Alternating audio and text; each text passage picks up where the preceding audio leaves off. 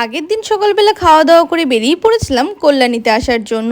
আর জিরার যখন ট্রেনটা ক্রস করছে আমার চোখ শুধু তখন মিতু মাসিকেই খুঁজছিল, কারণ মাসি বলেছিল তুই গেটের সামনে দাঁড়াবি মনা, আমি তোকে গিয়ে আম দিয়ে আসবো। আর দিদুন বাড়ির আমের যে কি স্বাদ সে আর তোমাদের আলাদা করে কি বলি।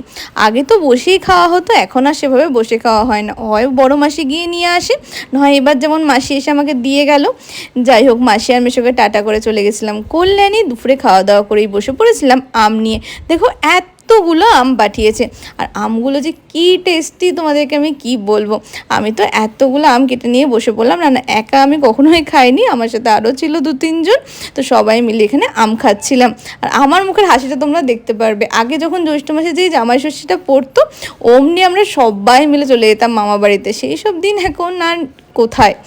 যাই হোক, সেসব কথা থাক। বিকালবেলা বেরিয়েছিলাম একটু সাইকেলে হাওয়া দিতে। যারা কল্যাণীতে থাকো আর জানো না সাইকেলের দোকান কোথায় আছে তাদের জন্য বলে দিই, ITI মোড় থেকে ঘোষপাড়ার দিকে যেতে যেখানে তোমাদের কাঠের দোকানটা আছে তার পাশে একদম সাইকেলের দোকানটা রয়েছে। রাত্রিবেলা খেয়েছিলাম সবাই মিলে একটুখানি আইসক্রিম। দেখা হচ্ছে তোমাদের সাথে নেক্সট ভিডিওতে। জয় বজরংবলী।